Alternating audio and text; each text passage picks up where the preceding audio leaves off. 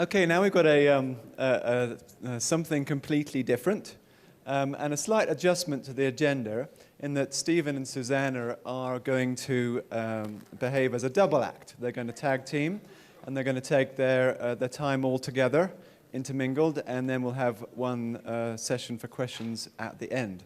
And if you need a volunteer to be sawn in half, then Larry's sitting right there.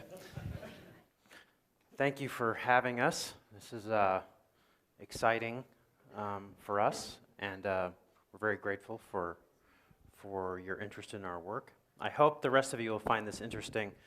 I think it's not so different than you might think than what you've been talking about, especially since a lot of the questions we've heard, especially, for example, in the last talk, the last slide was kind of the summary of the issues with the Nestle Institute, is that with time, we'll accomplish some of the issues with genetics and drugs.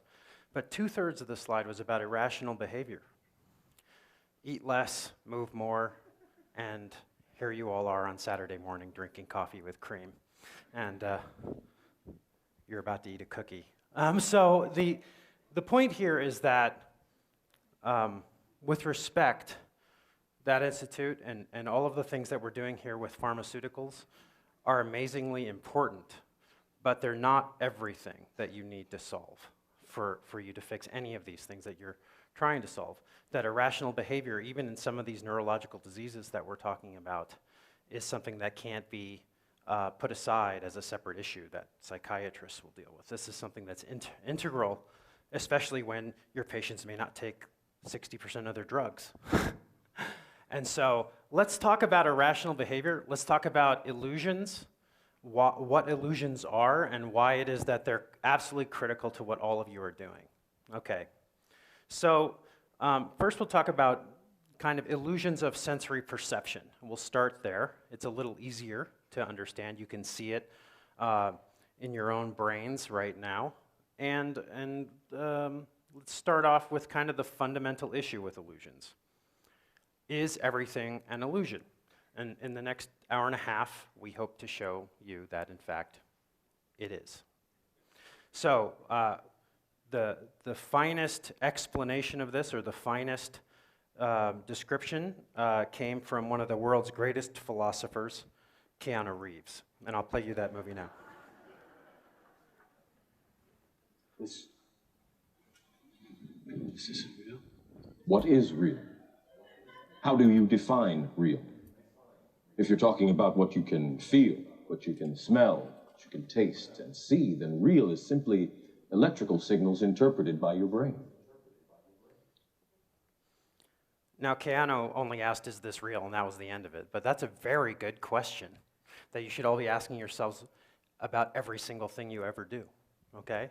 And the reason is because everything that you have ever seen, felt, thought, tasted, imbibed was interpreted by a part of your brain, a subset of your brain, that receives sensory impulses from your sensory systems. Electrochemical signals travel from your eyes, your ears, your skin. Those come into the brain. Information from your memory systems, your cognitive systems, causal inference get mixed into a subset of the brain, which we don't understand yet, that builds a grand illusion of the world outside. And that illusion, that simulation of the world, is the only thing that you have ever interacted with, ever, or ever will. You've never seen the real world, and you never will. And so understanding how it is that this grand simulation of what it is outside your body works is absolutely critical to understanding what we are, what consciousness is, what life is. And certainly it's important to understanding how to improve quality of life in medicine. So we're not saying that the outside world isn't out there. It is, but you've never lived there, okay? You've never even been there for a visit. And so let's talk about how we can prove that to you now. So Keanu had an important decision to make in the movie The Matrix.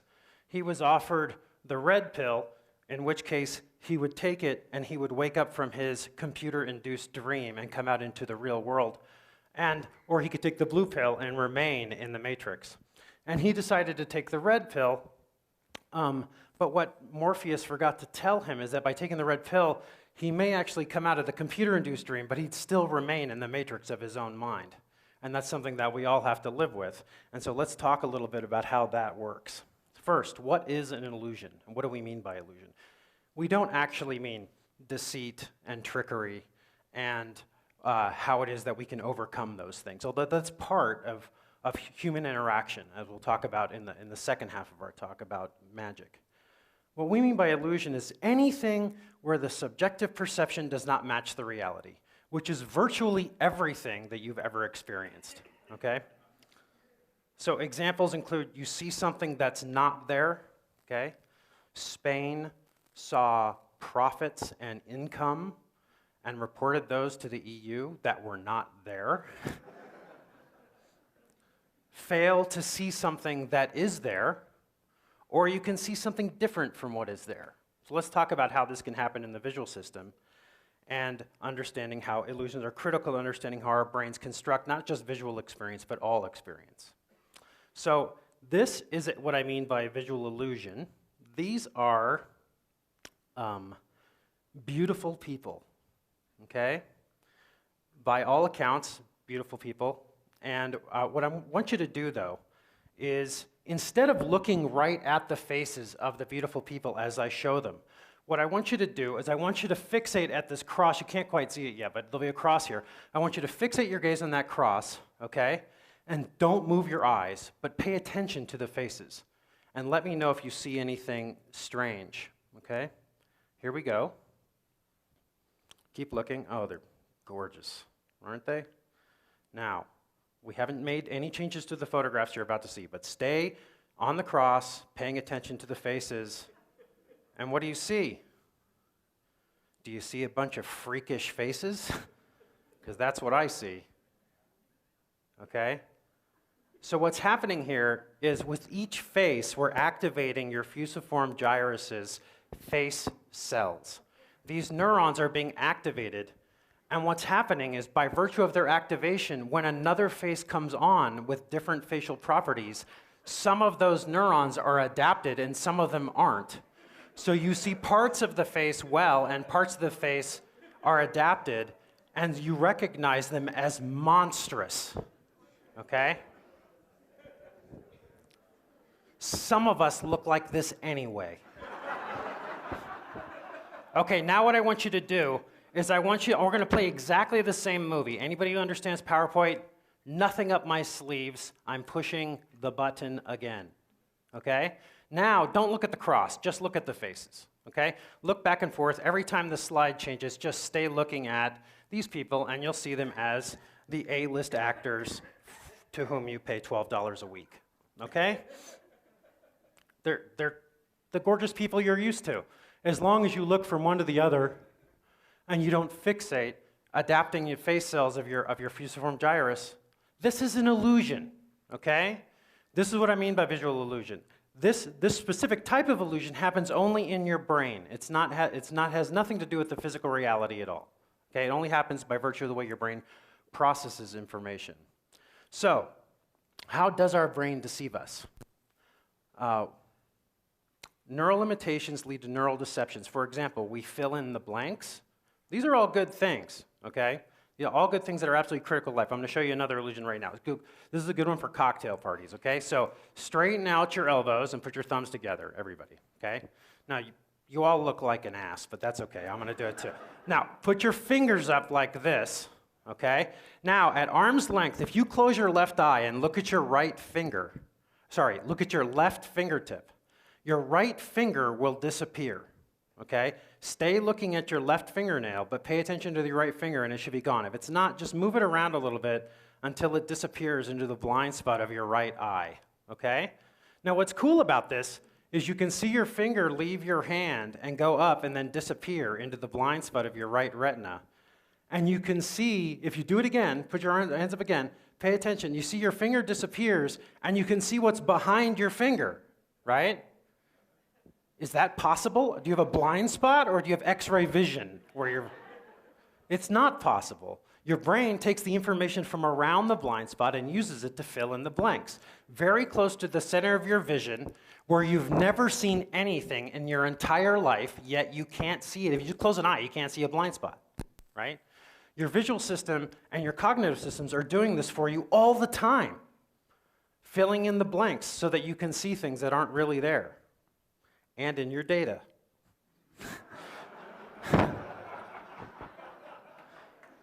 We also seek structure. And we also serve to improve narratives. And I'll explain this a little more as we go, but it'll make sense as we see them. So filling in blanks. So here we have an illusion called the Kanitsa triangle, in which there are no lines here, here, or here, but you see a triangle. And when you rotate these images in the back, you actually see a pyramid in 3 dimensions that doesn't actually exist, okay? So you're just seeing basically the corners of a 3-dimensional pyramid, and then this hint of a corner here, and you see this rotating pyramid. And this is an example of how our brain fills in the blanks to make sense of nonsensical data, because this kind of shape doesn't really exist in nature. So your brain's trying to make it work for you. When we seek structure, we do things like this. So you see all this kind of disorder here and disorder here, okay? Now, if you fixate right there and hold your gaze as still as possible, I think it works a little better with one eye, but it's up to you. If you do that, while you fixate, you'll notice after about 10 to 20 seconds that the entire grid will be completely ordered. It's no longer disordered, okay? Just like the genotyping of some of your patients. Okay. So that's incredible that your brain does this for you, okay? What about improving narratives? Well, here we have a condition called choice blindness. This has to do with how we confabulate to ourselves all the time. For example, when we decide to put Nestle's chocolate powder into our milk, okay? And the decisions that are critical when we apply any of these drug treatments or food treatments to what we're doing. So this is a case where Johansson and Lars and their colleagues at the University of Lund were asking about confabulation, and they used magic to do it, okay? They had these 2 images of 2 young women, and the subject had to say which one of these was more attractive. Previously, they'd already been matched for attractiveness, so they were basically equally attractive every time, okay? According to a group. And so when you look at these, you choose one, and then the subject had to point to which one they liked the best. The card was passed to them, and then they had to say why they chose this card. But if you notice, the card that was passed to them was not the one they chose 20% of the time. And we were interested, or the experimenters were interested in what the subject now said, because most of the time they didn't notice the swap, and they would basically expound on the virtues of this person over the other one, okay? So this is how we confabulate to explain ourselves, even to ourselves, after we make a decision, okay, and why that was a good decision. So for example, some of the subject's comments: she's radiant. I would rather have approached her at a bar than the other one, and I like earrings. He didn't choose the earrings, okay? Choose the one without the earrings. She looks like an aunt of mine, I think, and she seems nicer than the other one, okay? Well, not true. Yes, well, she looks very hot in this picture, okay? Well, post hoc, but nice. So just a nice shape of the face and chin. I thought she had more personality in a way. Not true. She was most appealing to me. Again, that's a lie, okay? So, I don't know. Finally, an honest answer. Okay, so why did I choose her? She looks very masculine. Well, it's because you didn't choose her, because she looked masculine. So, and if you think you don't do this and you wouldn't be caught, you're wrong, unless you're one of the 20% that didn't get fooled by this, okay? So let's talk about visual illusions. They're very easy to understand relatively in terms of brain activity. So here's a great illusion that was a winner of the Best Illusion of the Year contest that we put on every year. What you do is you fixate this dot, okay? And what you'll notice is that this is causing adaptation, just like the face illusion I just showed you. Now these objects are causing adaptation in your brain, and when they turn off, you'll see after images, okay? So fixate this dot, and when they turn off, you'll see red and green after images afterwards, right?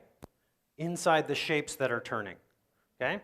But what's interesting is that you see the red after image in the object that was previously green in reality, and you see the red after image in the diagonal one, okay? And they're after images. These after images were put on your retina before the individual objects were actually shown. So your brain is after the fact not only showing you the after images, but only the after images that are the opposite of the shape that fit that color, right? That is freaking weird.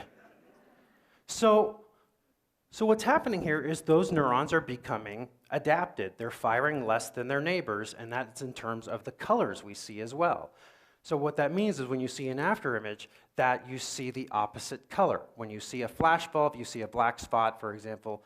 This is the same kind of thing, but what's happening is it's not that easy because this is showing the brain actually fits it into the right shape as well.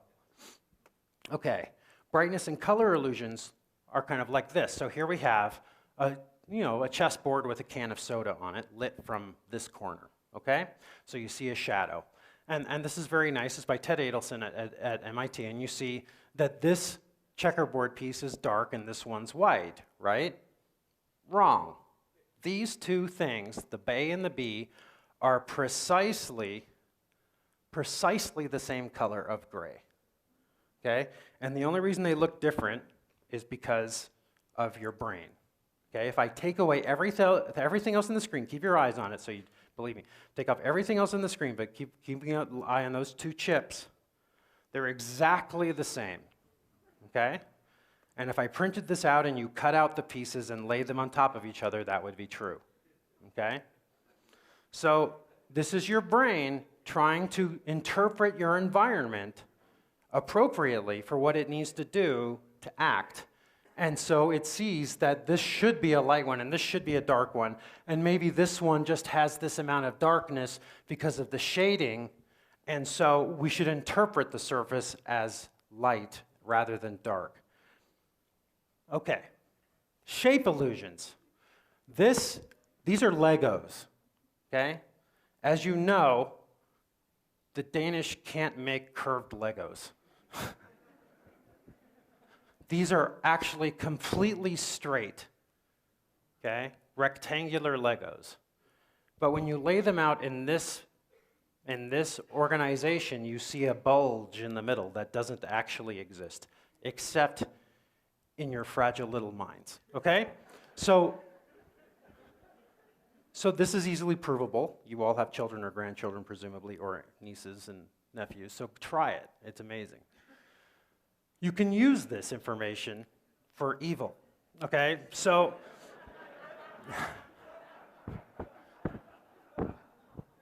and designers have done so. So you can use this information in camouflage, or you can use it to make things look like they don't actually look, as in fashion design. And you can also see this in ambiguous figures. This is one of my favorite historical illusions. When Napoleon was exiled, he still had supporters in France, but it was illegal to support Napoleon. So they would pass around this illusion. It's called violets, I think. Do you remember the actual name of the card?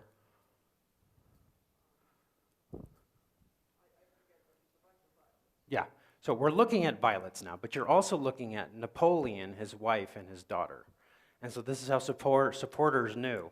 So you can see Napoleon, you can see Napoleon with his crazy hat right here. His wife's over there. And there's his daughter, right?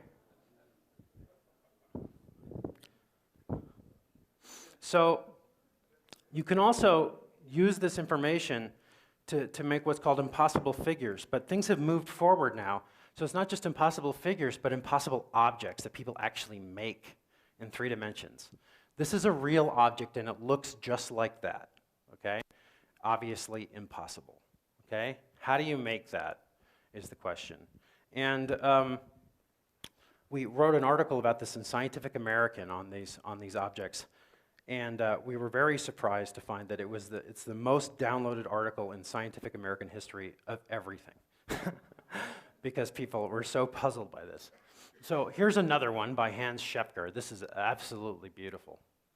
But when you look at it from the wrong angle, you see the secret. So you have to be a little clever and see it from an accidental view that is from a specific perspective. But that's true for much of what we think and do on a daily basis, right?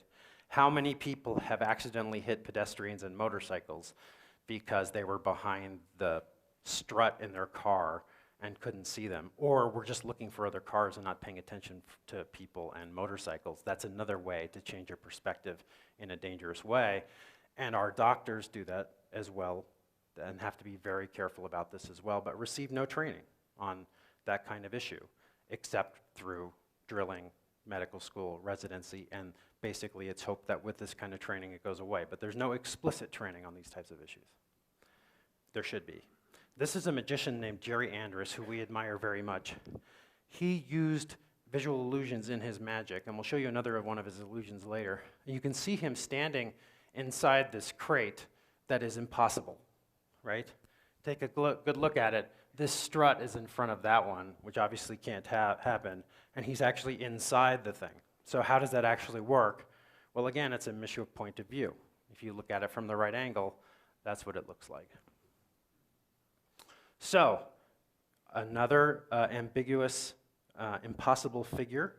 This one's in Perth, Australia, an absolutely beautiful sculpture of a Penrose triangle in front of this building here. And from this perspective, it's definitely impossible for that to exist. And when you look at it from the correct angle, you'll see the extent to which the architect went to make that work. And it's not only this shape, there's an infinite number of ways to make this illusion, and this is another one in Alphoven, Belgium. It's just fantastic. It just looks wonderful from that perspective. So let me talk about invisibility illusions, then I'll hand it over to Susana to finish this talk. This is an example of motion-induced blindness, and this is incredible. What happens, we don't have an explanation for this illusion yet, so it's one of my favorites because we don't know how it works. What you do, what's that? Oh, okay, oh yeah. Is it possible to turn the lights off quickly? If it is, great, if not, okay, here he's running, and there we go. Okay, so can everybody see the blue field in the back? Okay, so what you do is you fixate the green flashing dot in the center. And while you look at this, again, this is one of those things I think works a little better with one eye closed, but you can use both if you like. If you look at the green spot, what will happen is, pay attention to the yellow dots, and they will disappear and then come back sometimes. Just completely gone from your consciousness, just like your money in Las Vegas. Okay? So this is an example. It doesn't work as well when it's not moving. And this is an illusion that I especially like because I invented it. It's called the standing wave of invisibility. And in this illusion, we address a fundamental way that neurons in the visual system interact with each other, both in a positive and an inhibitory way. And by understanding the timing by which excitation and inhibition interact, we were able to make this bar, which I hope you agree is very salient, this bar disappear and turn invisible. Okay, so if we look at this bar, what will happen is when I bring the outer bars in, which I'll call masks, the middle bar will disappear. So it's gone, it's there, it's gone. Hola, adios. Okay, now what I want you to do, I want to prove that this is happening in your brain. It's not a computer trick. I want you to look at that sprinkler head above the screen. Can everybody see that, or is that behind something? You can see it? Okay. Look at that and pay attention to this bar. Okay, you see it? Now let me know when that bar disappears, okay? It'll happen at different times for people in the front and the back. It's gone? How about in the front? It's gone? Okay, now look at the bar. Now look up at the fire sprinkler. Look at the bar. It's still there. I'm not touching anything. Okay, I'm not controlling your eyes or eyelids. Okay? Now what I want you to do is I want you to look up to where it's gone. Look up there while it's gone. And blink your eyes about as fast as I'm blinking mine. And sometimes the bar will come back because you've disrupted the interference from the masks. Who here thinks that I control their eyelids? None of you? Well, that's where you're wrong, okay? But nevertheless, I'm not doing it right now. So these are examples of illusions that happen in your brain due to fundamental processes in your early sensory systems, okay? And in your mid-level systems like face cells, okay? These are the same circuits that operate in your cognitive systems, the same brain cells. If you cut out a piece of the brain, a chunk, and take it from decision-making frontal lobe areas, and you put it next to a chunk from the primary visual cortex, and you ask the most famous neurobiologist in the world to take a look at those cells and tell you which one that came from, they wouldn't be able to tell you. Well, they probably would with the case of V1, but nevertheless, if you took it out of auditory cortex, it wouldn't work. And that's because, more or less, cortex looks like cortex looks like cortex. It's the same circuits everywhere. They just have different inputs and outputs, and so they process different levels of cognition versus sensation. And so these things are very relevant to how we think and feel. You can turn up the lights now.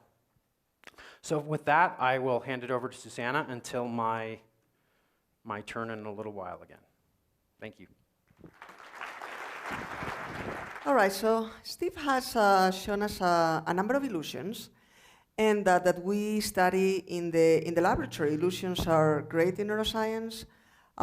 They're really good handles, good tools to let us know the mechanisms, the operations, the algorithms that the brain is using to construct this experience, this simulation of the world. But a lot of the illusions that we study in the laboratory don't come from science. They haven't been created by scientists. They come from artists and from their intuitions about how the human mind and the human perception work. So let me show you a couple of examples. So first off, the rules of perspective. The rules of perspective come from intuitions that artists in the Renaissance developed. The fact that parallel lines appear to converge in the distance, or that objects that are closer to us appear to be larger than objects that are farther away. These principles work. They allow us to see depth and volume on a flat canvas, and the reason they work when we look at a painting is the same reason that they work when we look at the world. Because the fact is, our experience of 3D is illusory. It's a brain construct. Our brain simulates 3D for us. There is 3D in the world. Objects have actual volume. However, our two retinas are bidimensional surfaces. And from this information, the brain uses two main types of mechanisms. Uses principles of perspective, such as occlusion. If one object occludes partially another object, we conclude that the non-occluded object is in front and the partially occluded object is in the back. These are what we call monocular cues of perception. You can see them, you can perceive them with either one eye closed or with both eyes open, it doesn't matter. But we also have the stereopsis information. If you close one eye or the other in succession, you'll see that the horizontal image moves, moves horizontally, left and right. And the brain uses this, what we call horizontal disparity, to give you stereoscopic information. But in either case, this information about the world gets put together along your visual pathway by neuronal mechanisms, and it is a brain construct. So you make up 3D in your brain every day. And artists, not knowing a whole lot about brain mechanisms, but having very fine intuitions about the human mind, have been able to exploit these principles and create illusions in which the subject of a painting may appear to jump out of the frame. This is another great example of how using the principles of perspective and illusion can lead to a great work of art and that are very effective perceptually. This is the famous cupola of the St. Ignatius Church in Rome. This is a fake cupola that is painted onto a flat ceiling. They had originally intended to have a real dome, but they ran out of money and they used it for something else, and they had a flat ceiling and no dome. So they decided to hire Brother Andrea Pozzo, a Jesuit brother, who was the world's expert at the time in creating this type of illusion. And if you have the opportunity to visit this church in Rome, as Steve and I did some years back, there is a sweet spot, and you walk to it and you look up, and you would swear, even knowing that the dome is false, you would swear that it's real. And we're told that even today there are tourists that walk into this beautiful church, marvelous art, and they look around, they look at the dome, and they walk out and they never know any better. So it's really fun. And Rome is actually a great place for illusions, especially in architecture. If you have an opportunity, this is another great example.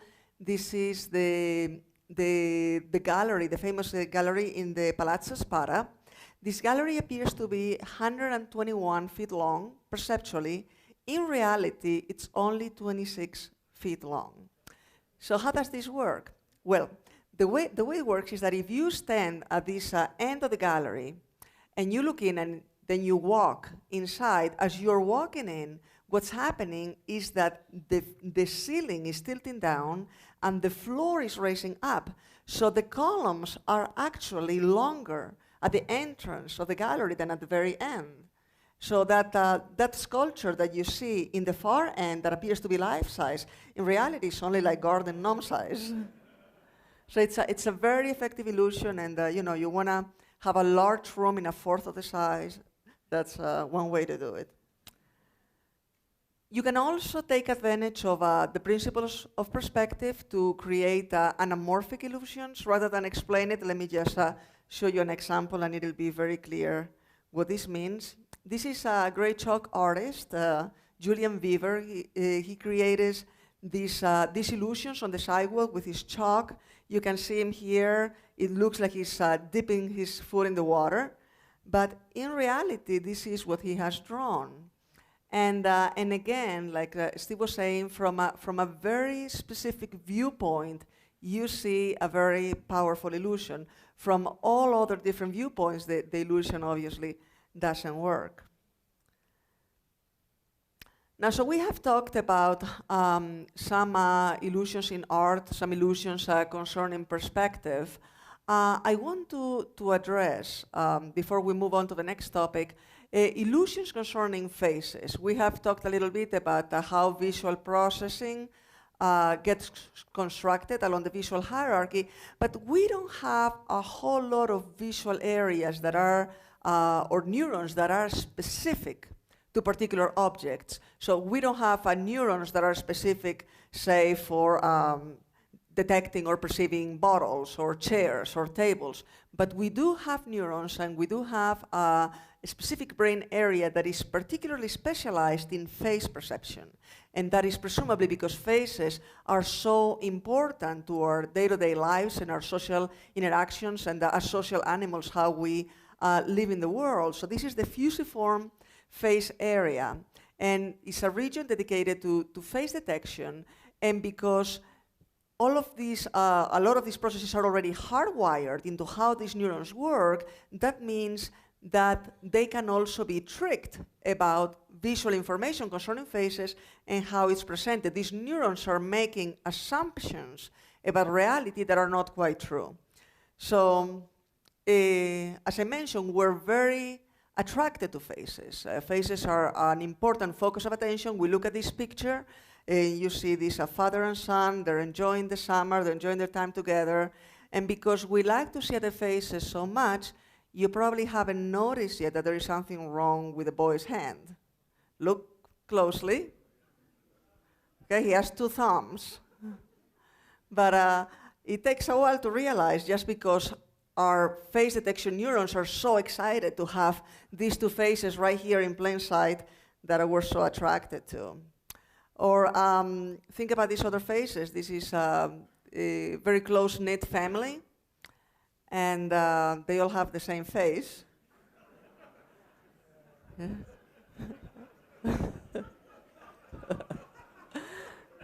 So you can see this is why nobody realizes that Superman and Clark Kent are the same person, because they have different hair and the glasses, of course.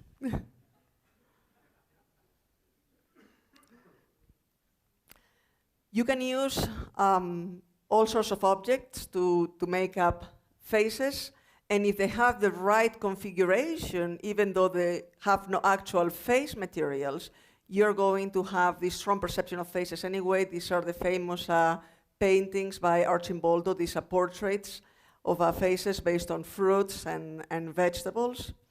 This is contemporary rendition of the same concept. This is a vegetarian's nightmare, probably.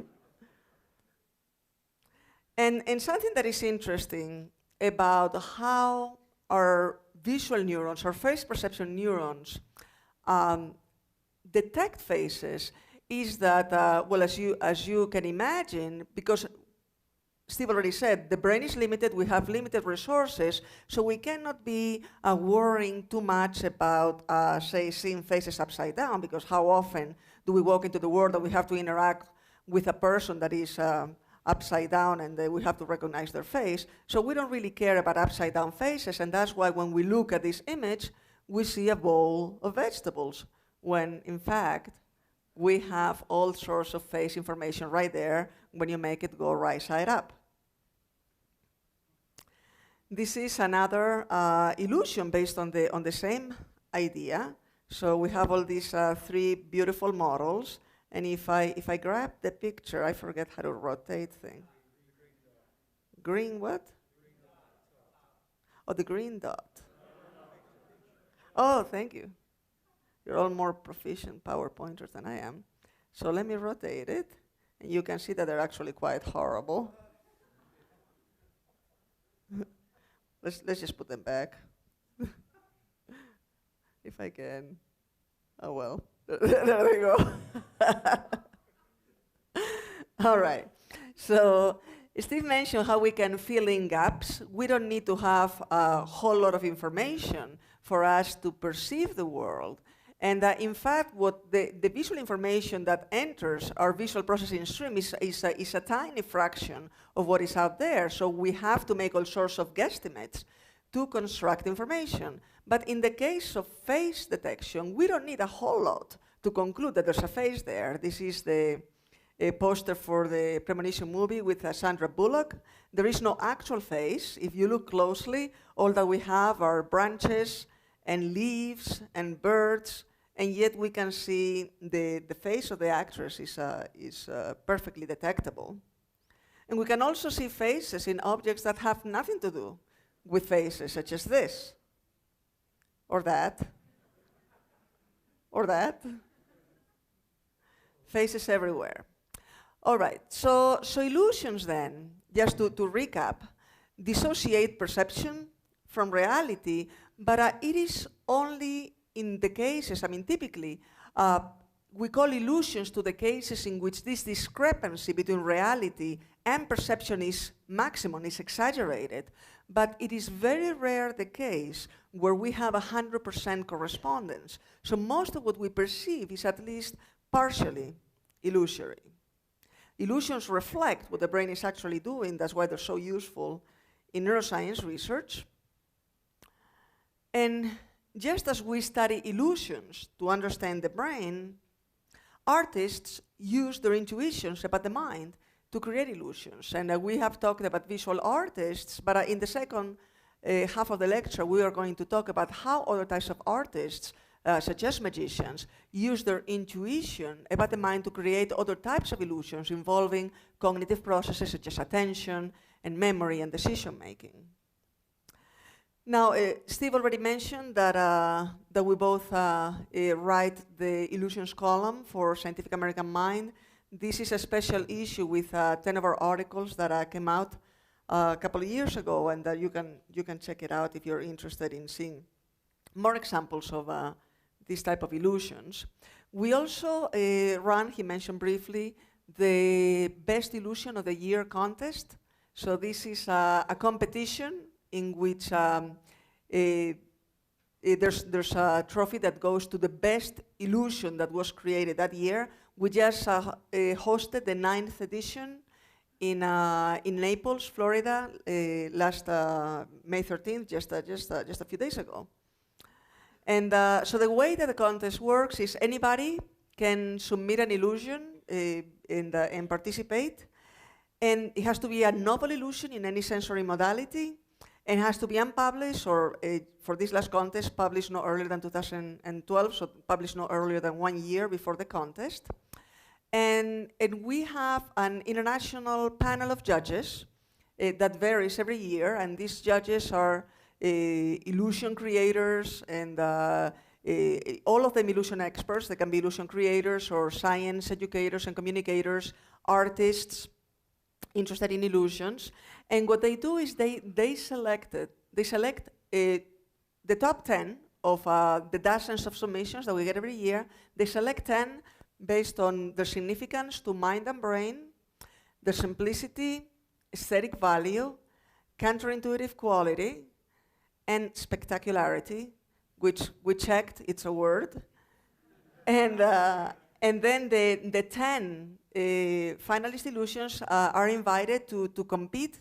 We host a big gala event at the Philharmonic Hall in Naples, and they each have 5 minutes to present their illusions, and the top 3, they get trophies that this Italian sculptor Guido Moretti creates every year. The trophies are small versions of these are the huge versions, but the trophies are illusions themselves. So you can see how this is the same object with 3 different perspectives, and the trophies are based on that. And the contest has had a lot of public impact. That's the Illusion Contest website if you want to check it out, illusionoftheyear.com. If you go there, you can see our illusions archive. So the top 10 from all the contest editions are already up. So there's 90 illusions that you can enjoy. We have collaborated with a number of science museums, and there's been a lot of press related to that as well. This is from last year's illusion, the one that won the first trophy in 2012, and that we write every year a Scientific American article describing the top 10 illusions that make it to the contest. I want to show you an example from a top 10, actually the first prize winner from 2007. This is the Leaning Tower illusion. So you can see that we have 2 pictures from the Leaning Tower of Pisa. If I ask you which one is leaning more to the right, the left one or the right one, you'd say the right one. That works for me too. So now let's just go here, and you all know PowerPoint better than me, so I'm gonna do copy and paste. It's exactly the same image, side to side, identical, but we see the image on the right leaning more towards the right than the illusion on the left. And this is very interesting, both in terms of what it tells us about our brain and our visual system in particular, but also the fact that it took to 2007 for somebody to realize that this was happening with this type of image. So this was a lot of fun to see, just because it's such a powerful illusion and yet so simple. The reason that it works is because our visual system, think again about the shortcuts that we take whenever we perceive the world. And going back to the principles of perspective, we are used to perceive that objects that recede into the distance are converging. So if we have 2 actual towers, these are the Petronas Twin Towers in Kuala Lumpur, they're side-to-side towers, and as you look up at them, you see that they converge as they recede. But unlike them, in the Leaning Tower illusion, we have the same tower side by side. These are not two towers in the world, but as we look at them, our visual system is treating them as two different towers that are ascending and receding. And because they're not converging, then our visual system concludes that it must be that in reality, they're separating instead. So this tells us something important about how our brain deals with information concerning perspective. And I want to show you one last illusion from the contest. This is also from a few years back. And I like this particular illusion because something that we have seen in the contest is that art and science are really beginning to fuse and to merge. We see that artists are much more informed. Just in the 9 past editions of the contest, in the last 9 years, we're seeing a trend about how artists are much more informed about brain science and incorporating neuroscience concepts into their artworks. And at the same time, we see that scientists try to incorporate some aesthetic value into their illusions. The illusion that you're going to see is still Magnolias, and Michael Picard is a graphics design artist from the UK.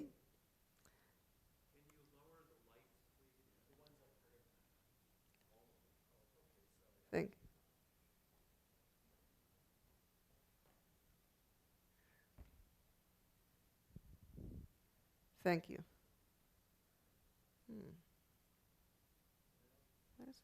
Here we go. So there is nothing actually moving in this image.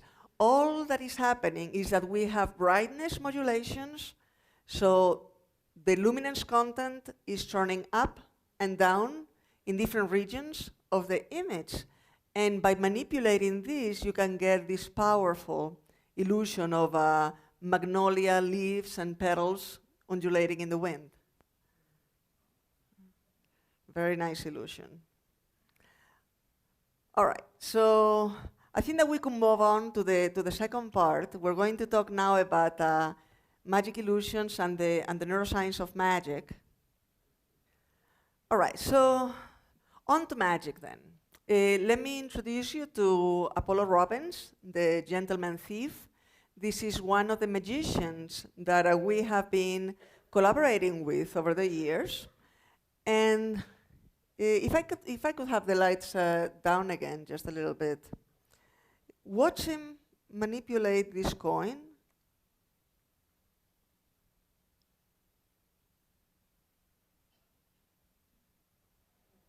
And it's gone. So this is a fairly simple magic trick. And you may wonder, as we do, how does this happen in the brain? When we observe, this magic trick was actually happening. So let's review the first few stages of visual processing. Light enters the eye, neurons in the retina get stimulated, and impulses travel, crossing the brain to the occipital cortex, the primary visual cortex, where you can see that we're already starting to obtain a spatial representation, a spatial map of the scene. And we will get back to this concept of spatial representation. And ignore the Spanish, this is got transferred into this presentation. But I wanted to show you just one more visual illusion before we move on to cognitive illusions as developed by magicians. And I like this particular illusion for two reasons. First, the historical significance. This is the first illusion ever documented. We can have the lights back up. It was described by Aristotle over 2,000 years ago.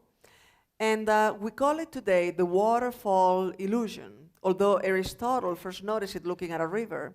And he wrote that as he was looking at this river for a while, flowing water, and then he would shift his gaze and look at something that didn't move, say the rocks next to the river, he would see that the rocks were moving. And these rocks were moving in opposite direction to the flow of water. So, and you can see this effect very well with a waterfall as well. So this is another type of adaptation illusion, like Steve described earlier. It's, we call this particularly a motion after effect. And the second reason why I like to show it to you now is that I have a particular version that was developed by the magician Jerry Andrews, and he called it the trisonal space warp. And it looks like this. So what I'd like you to do here is stare at the very center of this swirling pattern, and we're going to need to look at it for 1 minute or so. So don't move your eyes, just keep them on the center. These three directions of motion that are happening in three different parts of your visual field, what they're doing is they're adapting your motion-sensitive neurons. So the motion-sensitive neurons that are selective to the opposite directions of motion are less tired, so to speak, so they're going to be responding more. So keep looking at the center, don't look away. So when I ask you to look away, not yet, I would like you to look at the face of the person that you have sitting next to you. If you're sitting by yourself, you can look at the back of your hand, and you should see these neurons do something interesting. Let's try it out right now.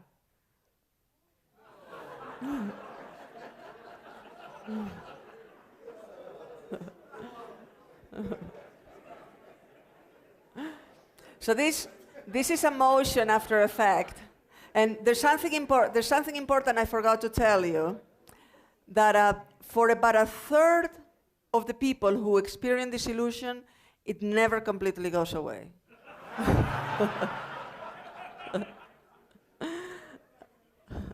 All right.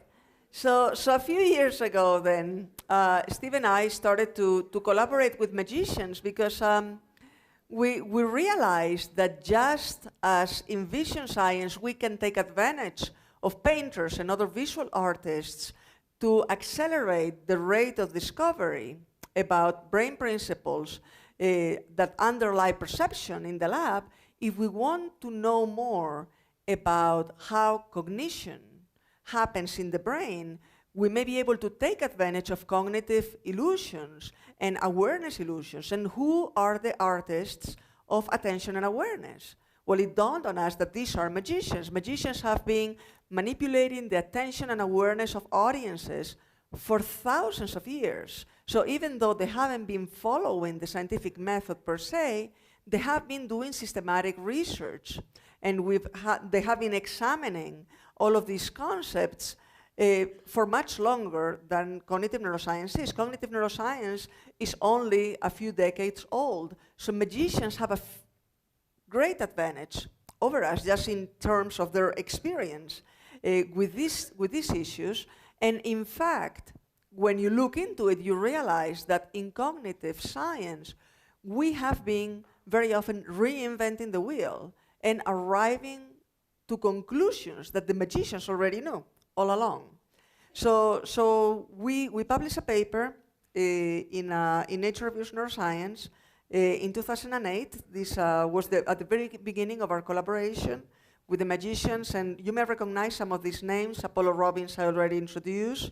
There was Teller from Penn and Teller, Johnny Thompson, the great Thompsoni, Macknik, who's a world champion of comedy magic and a headliner in Harrah's in Las Vegas, and James Randi, who is the amazing Randi, whose foundation offers the $1 million challenge for whomever can demonstrate paranormal abilities in a controlled environment.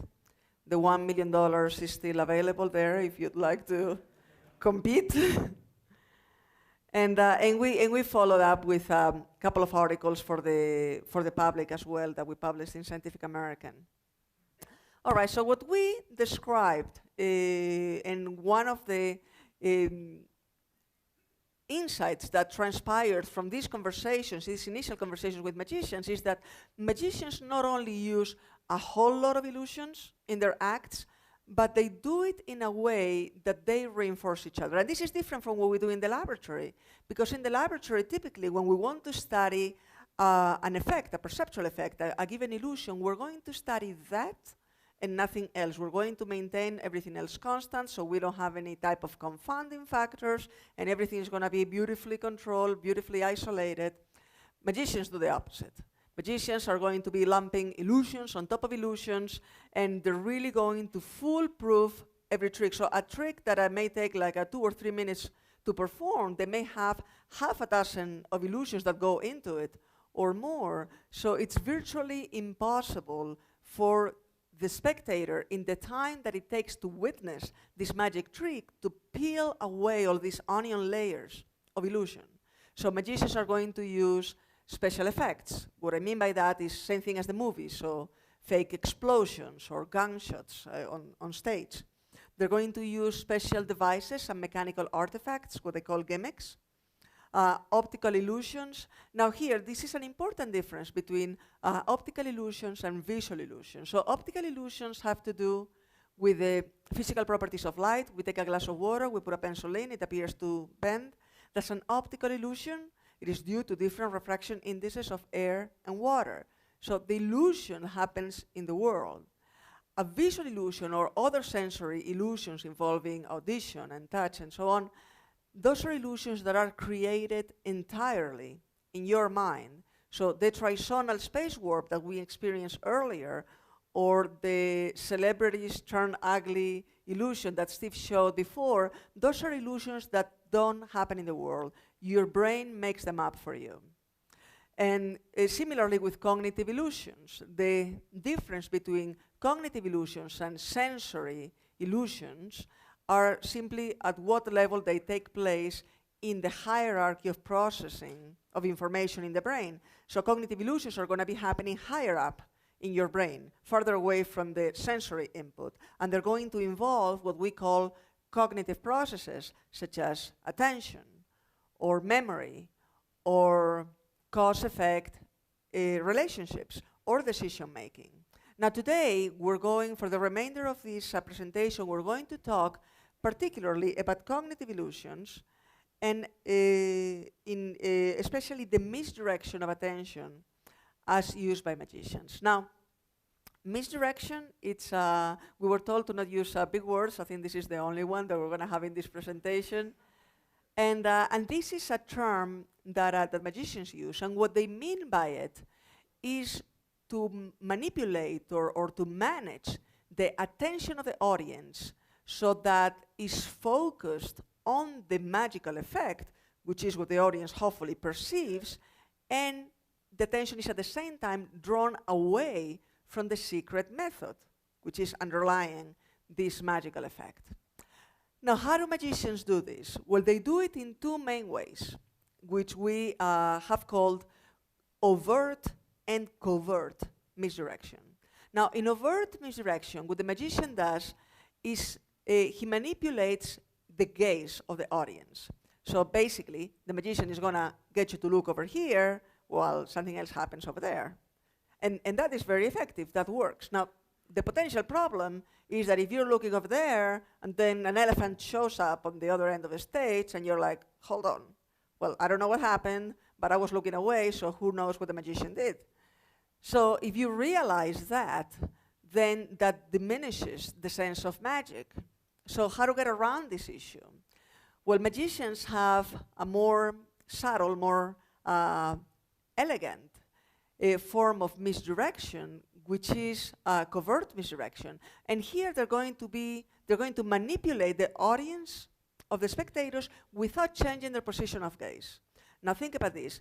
Here you're going to be looking at the right place at the right time, but you're not going to detect the secret method because you're not paying attention. That is, you're paying attention somewhere else, or the magician has split your attention in different locations so that you become much less effective. And in this case, you're sure that you were looking at the right place at the right time, you didn't see how that could have possibly happened, so it feels much more magical. Now the problem is, you were looking, but you weren't seeing because you weren't paying attention. Now in cognitive neuroscience, we have a couple of parallels with this concept of covert misdirection, which we call change blindness and inattentional blindness. So now Steve already showed a little bit of an example of change blindness, which is basically something changes in front of us, but we don't realize that there's a change. Okay? When people had to choose between the two photographs and they turn them upside down and then they swap them, there's a change. People don't realize that's change blindness. But I'm going to show you a video that illustrates this very well. This is Darren Brown. He's a magician, a mentalist in the UK. And I like this performance. It's a kind of a street magic performance based on a psychology experiment by Dan Simons.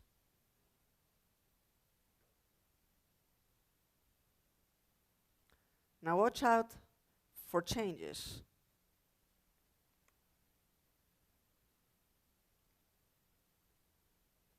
Most of us think we're pretty observant, but with a bit of mind control, I wanted to see if I could make these people take even the most obvious things for granted. Excuse me, do you know how to get to Trinity Church from here? Yeah. You see that church down there? Yep, straight through there. And then you keep going down. Sorry, which way? You see that church is down there? Yeah. Did you notice the change yet? Broadway. And then you walk down 2 or 3 blocks and Trinity Church is over by the inside. We're walking in that direction. And he's gonna do it again. Trinity Church is, do you? Might be Wall Street and Broadway. Okay. Well, we're down here somewhere, aren't we? Yeah, you see. Okay, watch out for the swap. Sorry. Yeah. Inside the Trinity Church, but then if you keep going that way, you hit Broadway, then you go on a couple of blocks. Thanks very much. That seemed almost too easy, so later on I see how far I can take it. Excuse me, do you know where Trinity Church is? In that direction. Okay. Last time I switched with someone who looked a little bit like me, but where's the fun in that? Man, what do you think? Yeah. You know who best direct you? The other side. See where that lady's standing? Sure. That's the booth. No, the lady in the braid. The other side. Yeah, the other side of But the you booth. say you don't know where it is? Exactly what street, no, but it's in that direction. Okay. Yeah, okay? Excuse me, do you know where Trinity Church is from here? Yeah, fine. Come on, I'll take you. Or you want to walk now? I'm gonna catch some other people. Sorry, guys. Okay, listen, once you go on Broadway, Yes. remember the numbers are going... I thought that's what I was on about. Once you hit the Broadway, you're going down. Yes. Walk up straight that way and just walk straight down. You're going to see it. It's really brown. That's brilliant. Thanks for your help. All right, fine. Don't worry about it.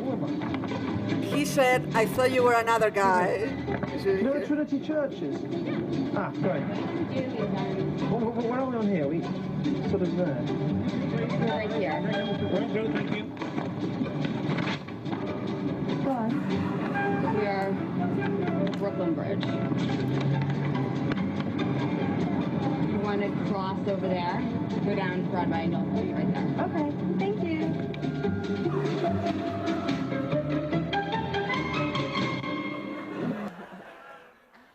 She's a bit suspicious, but she's not sure yet. So we can have very big changes happening in front of us. I'm sure that if they had asked any of you in advance, do you think that you would have noticed? And sure, no problem. But the fact is that we fall for this kind of thing. And even knowing how susceptible we are to change blindness, as you now are, we still have trouble detecting changes. And we're going to do a little exercise just so you can see how susceptible we are. So I'd like to show you a little video. And what I would like you to do is to see if you notice any changes throughout. And those changes can be anywhere. And that I notice that I'm saying in the plural changes, that's more than one. So I'd like you to count them silently. And then you can tell me at the end if you were able to find any.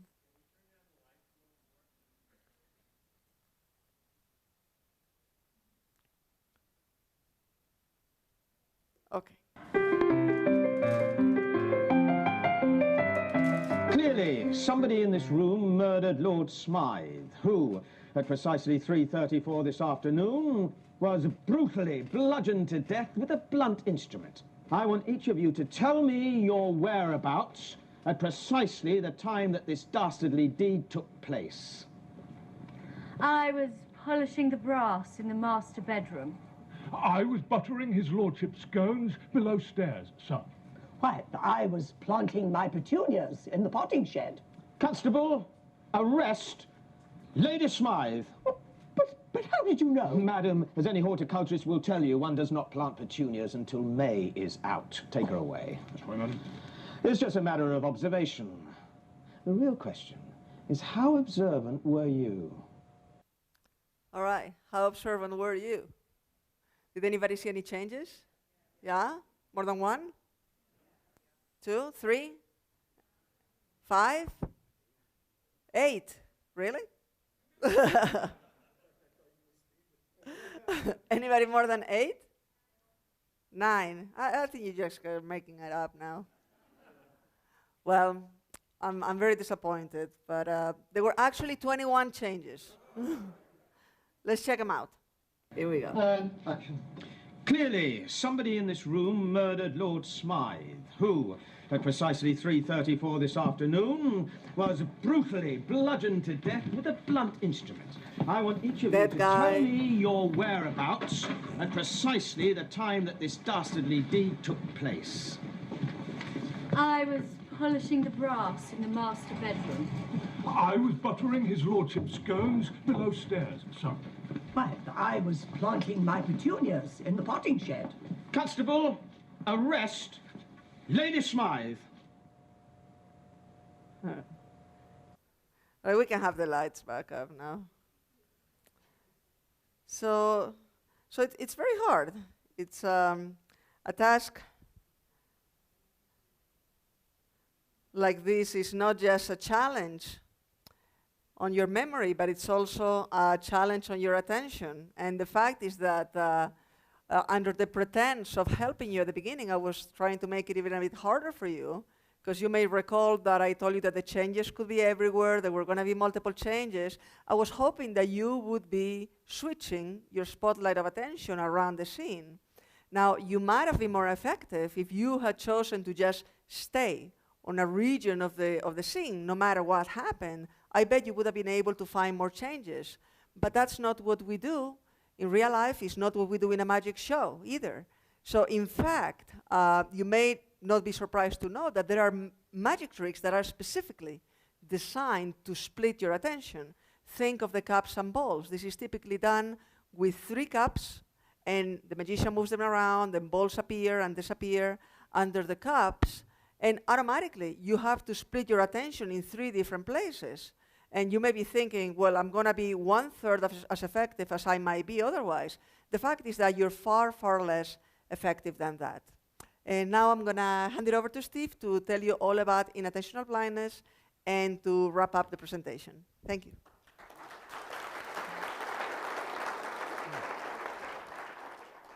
Okay, so Susana's shown you how susceptible you are to change blindness, especially when British people tell you some very weak sexual innuendos.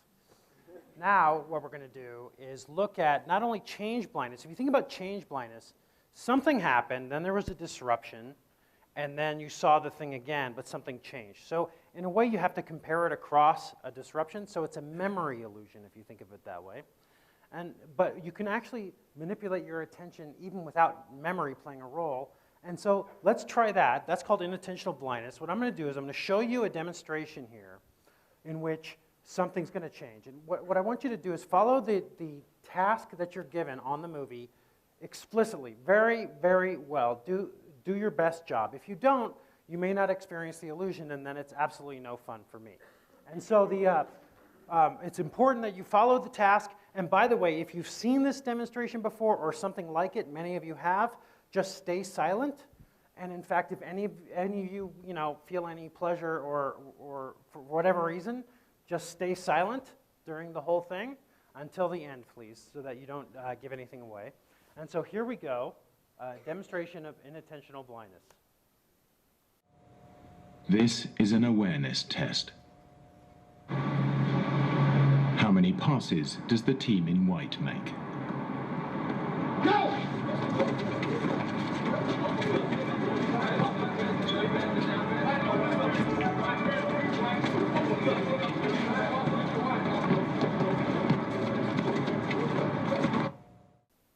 Okay, lights up, please. I need to be able to see the audience.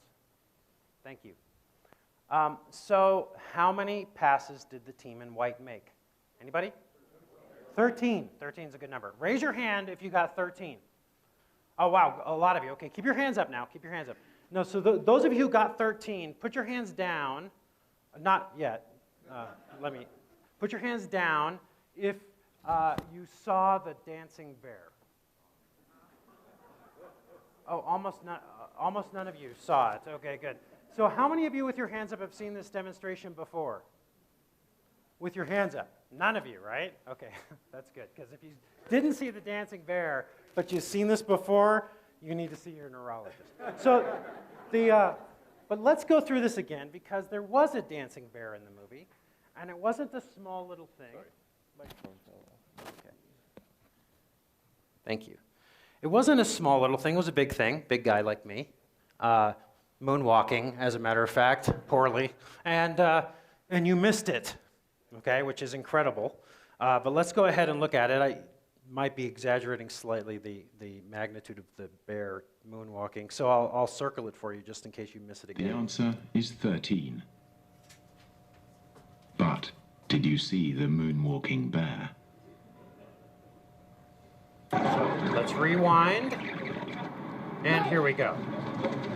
Again, think moonwalking bear, you might miss it. It's very small. What is wrong with you people? You guys are making my medicine? Jesus. Okay, so in actuality, the fact that you missed the moonwalking bear means your brains are working well, okay? What your task was to count the number of passes by the white team. And you did that extremely well, to the detriment of everything else, right? But that's what your job was. That's what your task was. And your attentional system was helping you out by enhancing the basketball passes and the team in white and filtering out everything else. How many of you counted the passes of the team in white and the team in black? None of you. Too hard, right? Because you filtered out everything that wasn't important. That's an important clue as to what attention is doing. And this is what some of the things cognitive neuroscientists can do in order to find out how the brain's actually working. So in this case, we have enhancing the task and suppressing everything else. So now we have something to look for when we go in the brain to find out how this is actually working. Okay, so let's talk a little bit about the attentional spotlight. Here we have two young women. They live together. They're having a chat here. This young woman here is telling her friend, her housemate, about her boyfriend problems again for the 7th time this week, okay? And she, being a very polite friend, is paying very close attention to her friend and giving her lots of sympathy, it appears, when in fact we all know what she's actually paying attention to is over here. So what is going on here? Isn't this peculiar behavior, right? Well, it's polite, that's nice. And we all perceive this as being the right thing to do. But let's think a little bit about what's actually being done here, okay? I want you to hold your thumbs out at arm's length in front of you, okay? While your arm is at arm's length, your thumbnail is about 1 degree of visual angle wide, which means that if you had 360 thumbs, it would make a circle all the way around your head, okay? Now what that means is that thumbnail is approximately 0.1% of your entire visual field. It's the area of 1/1000th of your entire visual field, okay?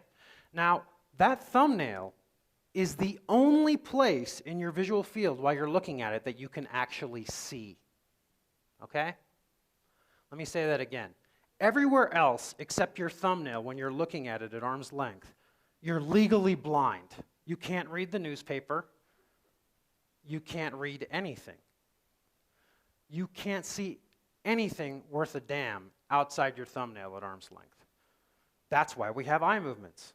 When you walk into a room, you move your eyes around, you get the high quality vision on the various surfaces of the room. You take that very sparse information, it goes into that part of your brain that creates a simulation of the world, which builds a model of this room for you that allows you to walk through it without stepping on other people's toes and things like that, without having seen every single thing in the room. And that's how you are able to navigate, for example, okay? So if that's the case, if we can only see in the very center of our vision, why is it that that young woman is looking at her friend but paying attention to the visual garbage in her periphery, which is the chocolate cake? How is it that humans can even hope to move their attention to a place where there's almost no visual information at all?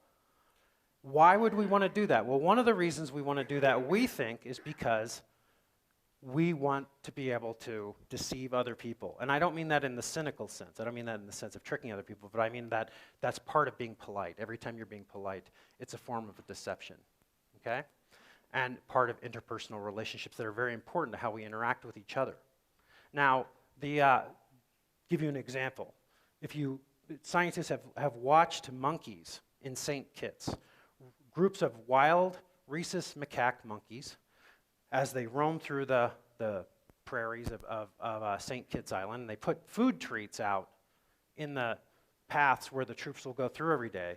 And when a monkey finds a treat, it makes a call to the other monkeys saying, there's food here, okay? And they all come and they share it, okay? There's a pecking order, but still, it's basically a form of altruism to do that. Now, they also sometimes put very high-quality treats in the field. And when that happens, when the monkey finds one, they look over there and say there's food, okay? The other monkeys see the position of that monkey's gaze, and they go over there looking for the food, which isn't over there. And that gives this monkey a little more time to get the good stuff for himself, okay? How human is that? Okay? How about this room's full of CEOs? I don't have to explain this.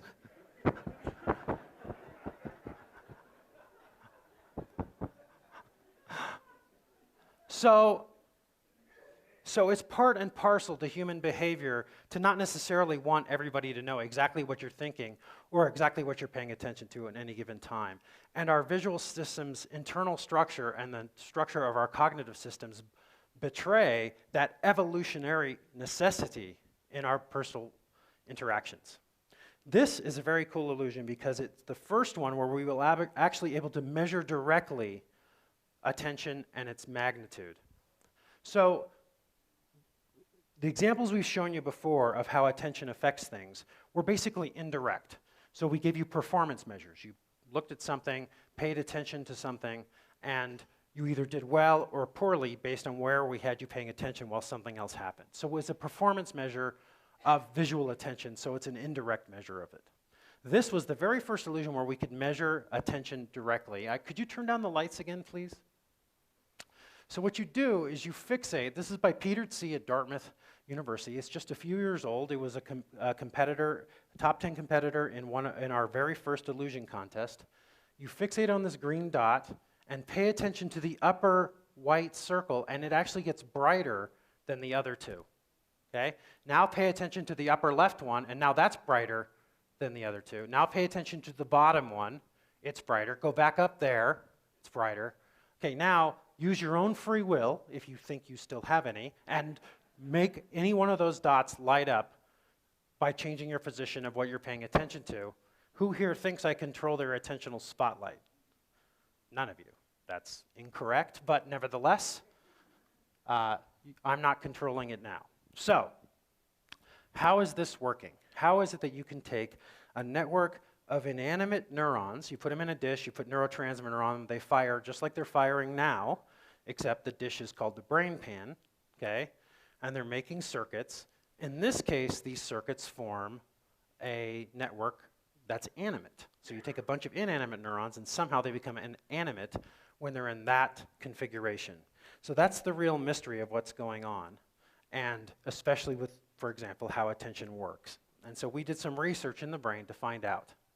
So remember, the clues here are, you've got light reflecting off the magician, it enters the visual system, it's transduced into electrochemical signals which traverse the optic nerve into the lateral geniculate nucleus and go back to the primary visual cortex in the back of the brain where a map is formed of the visual information. Now that's an important clue because attention is spatial, as we've shown you before. It has a spatial extent to it, at least in some of the forms that we've been showing you and in some of the magic tricks we've been showing you. So in this case, Apollo is getting you to pay attention to this hand where the coin isn't.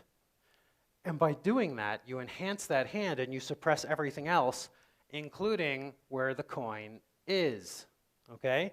So magicians are using basically a form of mental jiu-jitsu to use your own powers of attention against you, yourself.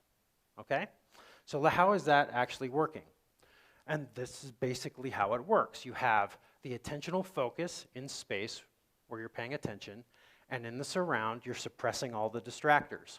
What we discovered by doing recordings in the brain while subjects actually paid attention to things is we could see that the focus was actually mediated by certain very local inhibitory neurons, whereas the surround, the distracted, suppressed neurons, were actually pyramidal excitatory neurons. And these neurons here, these big pyramidal neurons that are excitatory, are the ones that connect to other brain areas. So we thought those would be the neurons that would be enhanced in the center, sending the information, but that wasn't the case. It turns out what attention is the suppression of all the noisy neighbors. And what's happening in the center is the enhancement of neurons that then suppress the noisy neighbors. So in the center of where you pay attention to in space, the neurons are not enhanced and they're not suppressed, but the neighbors are suppressed, so you get a net enhancement. Okay? So that's what attention is, and that's very critical for us to understand how attention is working, for example, in cognitive decline, in Lennox-Gastaut or other forms of epilepsy, in all forms of Alzheimer's disease, and certain other diseases. Even ALS has cognitive decline to some extent. So we also found that this is increased as a function of task difficulty, which is why people who do a good job of counting the basketball passes miss the dancing bear. The harder you do the task at hand, the more you suppress the noisy neighbors, the more you suppress the irrelevancy. Okay? Thank you. So in the brain, this is what's going on. We looked at these neurons. This neuron is on the hand of Apollo, for example, in the primary visual cortex, and these are the neurons in the surround. These neurons are all sensitive to motion, okay? So when Apollo steals a coin from one hand and moves it, you actually get, these neurons are excited by the motion of that hand, and here's what happens. This neuron gets excited by the motion of the steal from one hand to the other. You're paying attention to that hand. And by doing that, cognition, attention, enhances the inhibitory neurons which suppress everything in the surround. Okay? That's what our research is showing is how this works, and it's the explanation for this illusion. Now let me show you Apollo Robbins, the gentleman thief, in his natural environment. As we biologists like to study things in their natural environment. This is him stealing from inebriates in Las Vegas. And let's talk about that. That's a nice ring, man. It's tight fit for you, isn't it? Yes, it is. It doesn't really work for me either. Do you have another one? Sorry about that. Looks like the one I'm wearing, doesn't it? Yeah, you gotta hold on to that, man. Don't lose it. Oh, yeah. It's gonna be on this down just a little bit lower. Hold on. No. Well, the only thing that's discovery about this is that we end up with this. Does this belong to you, man? Check it out. And you had something down here, too, didn't you? Hey, let me see. We can see if we can make this go just a little bit further. It should have a little familiar ring to it. Looks just like the coin we were playing with a while ago, man. Not too close. I threw my ring in the... Well, I didn't turn your ring. I just put it in another place. Down by your pocket, there was a ring, man. Does that belong to you?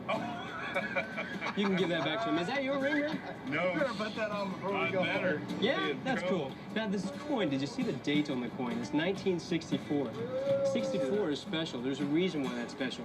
I'll tell you why exactly. You have a wallet on you, right? I do. Yeah? Did you have cash as well? I couldn't tell you. Yeah, I was checking for some cash right down here by your pocket. Down here, you had not a whole lot of stuff. This is interesting. And turned it up while we were looking at that coin. Not with a Sprint cell phone. That's the kind that you have, isn't it? I would use that to call if you're missing any cash and stuff like that. To be honest with you guys, after you have something like that happen, natural reaction, you go on to have a cigarette. Is that the kind that you smoke, man? That is the kind you smoke? Bring out your pack. Where's your cigarettes, man? You got another arm. No? Oh, right. Right there? Right here. This would be the rest of them. They're all right here, man. That's right. You keep the cigarettes. No. You want to light one of those up. Sorry about that. Oh, you broke one. Well, that's a lucky one. That's lucky. That's tradition. Lights up, please. Thank you, man. Thank you very much. Appreciate it, man. Good job. Thank you, sir. So Apollo is uncanny. Okay, he's a Jedi master, and these aren't the droids you're looking for, right? What's happening here is everything that you saw him hand back to them was stolen, not only in front of them, but in front of all of you, okay? Every single thing. Those cigarettes were taken, and he was using all sorts of methods to do this. He was distracting them not only by getting to look at specific things, but also by touching them in certain places, sometimes putting his hand in their pockets and coming out with nothing, making them think that he wasn't stealing something. Sometimes he was getting them to have internal dialogues with themselves, so they were paying attention to nothing in the world, and he could basically get away with magical murder. And one case was where he had the person have a coin, right, at arm's length, about the size of a thumbnail, right? And there was something special about that coin, right? What was the date on the coin? Right, and what was the special thing about the coin? It was a big fat lie. There was nothing special about the coin. He got them to look at this coin and pay very close attention to it, and you too, there was nothing about it, except that that was when he stole the cigarettes and why you all missed it, okay? So it's just incredible what these folks can do, and we need to understand all of these things, and if we're going to basically create cognitive experiments that we can take to the lab, make them as powerful as possible to increase the rate of discovery and cognition, and test our drugs that affect cognitive decline with the most gain, okay? So, multitasking is a myth. If you could multitask, if you had multiple attentional spotlights that you could use all at once, magic tricks wouldn't work, okay? And what does this mean for you? Well, it means don't text and drive, for one. That's a bad move. Reduce distractions in your workplace. Your kids, your grandkids, where they're doing their homework, don't leave the TV on. Remove these toys from your desk. Toys on your desk do exactly what they're designed to do, which is to distract you from what your job is. So also, don't miss opportunities. So you pay too close attention to things that are not that important, you might miss things that are much more important. Magicians also disarm with charm. So one of the things that they do is they use jokes in order to control your attention. In a magician show, one of the things we've learned is that humor is used very choreographically to suppress attention so that they can get away with anything. While you're laughing, you can't pay attention. And finally, one thing magicians do, which we admire very much, is they recover from their missteps. So when they make a mistake, they just move on. Half the people aren't going to notice it anyway. And you should do that too. Okay, so if you learn nothing else from us today, attention enhances one small part of the world while suppressing everything else. When making difficult decisions, list all the facts. This is one way to deal with this.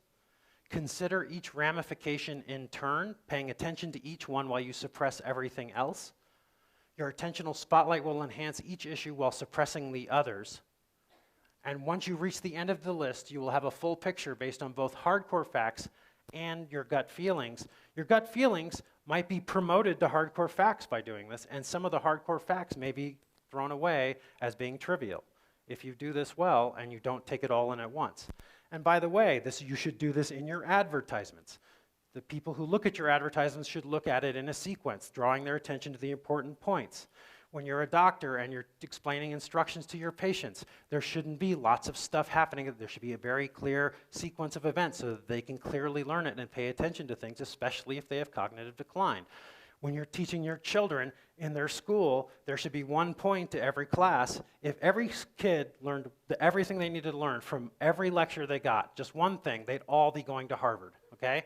So this is an important point that in teaching, even with people who aren't sick, having them focus at the right time and at the right place using these types of skills is incredibly important. And then you can decide. And we believe that this is what critical thinking actually is in the brain. Thank you very much. This is my conflict of interest statement. Act accordingly. Thank you.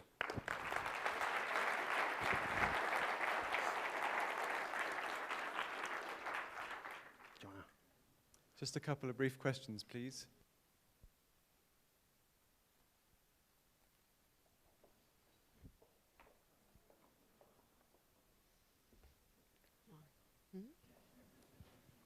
Some people have deficits in facial recognition, face detection, and I wonder how they respond to the celebrities turning into monsters. Which is actually what I you was showed. pointing at you. It's a very new illusion. It's only 1 year old, 2 years old at most. And so to my knowledge, it hasn't been tested with anybody who has a perceptual deficit. But it's a good question. There is a disease called face blindness or prosopagnosia, and Susana has a mild form of it. Every senior neuroscientist at one form or the other claims to have prosopagnosia when they forget someone's name. But Are you calling me senior? Huh? Are you calling me a senior I'm sorry, neuroscientist? Sorry.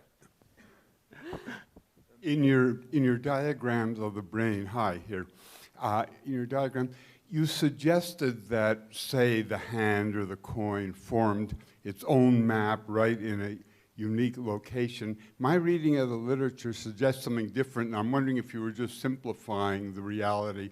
My understanding is that even something as simple as a graph with a vertical and a horizontal line, those lines could be placed in different parts of the brain, and when we recall it, we have the task of pulling it back together again. Does that conflict with your interpretation? I'm trying to understand it. It depends on the level of the brain. So on the retina, for example, it's a part of the brain. It's absolutely have to do with visual space and nothing else. So the graph is there, they're related to each other in space. As you go into the brain, you keep the retinotopic space, that is real space, for a few levels, and then it starts to split up into objectotopic space. So specific objects are mapped with a relationship to each other, partially in space and partially in concept, okay? And so as you go higher into the visual system, things become more conceptual and less spatial. So you're right, but so are we. It's all true. So what happens to your 3D vision if you lose vision in one eye? That's one question. And the second, say, as an adult, and what happens if you're born, say, with a defect in one eye? Another question is, are there any organisms that have a 2D vision, and or in other words, where do the 3D vision evolve? So if you lose vision in one eye, either as an adult or if you're born, say, with amblyopia, what happens is that you're not going to be able to have stereoscopic vision, but you're still going to have the monocular depth perception cues. So the cues that you use to detect 3D in a picture, in a painting, or when you watch a regular non-3D movie at home or in the theater, those cues you're going to be able to use in real life as well. But you're not going to be able to use stereoscopic cues to depth perception. And you can see, as most of us who are be able to use both types of cues, if you cover one eye and then try to thread a needle, you're going to have a hard time doing that. But if you have had this all your life, then you can get around these issues with training. And we're not evolutionary biologists, so we don't know exactly when 3D vision with two eyes came about, but it's thought that it came about with predatory behavior. And most animals actually don't have 3D vision from the two eyes, don't have stereopsis or much. Most animals have their eyes on the two sides of their head, so it's only primates and other predatory animals like cats and things like that, and mammals and others that predate, have their eyes together so that they can use distance as an important clue to catch. But here we're talking again about stereopsis. The monocular cues to depth perception, knowing that one object is behind it based on occlusion cues, for instance, those may occur in all sorts of animals, and including vertebrates and insects. And I wouldn't be surprised that you would have cues to depth perception based on most organisms that use the visual system, and you're going to have also parallax from motion, and that's going to give you a cue against about distance and depth as well. Okay, we better finish there. Thank you, Susana and Steve.